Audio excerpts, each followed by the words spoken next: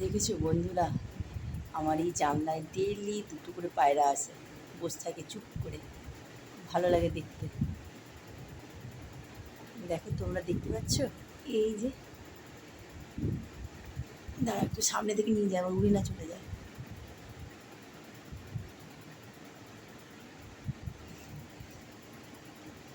Daily আছে ওরা।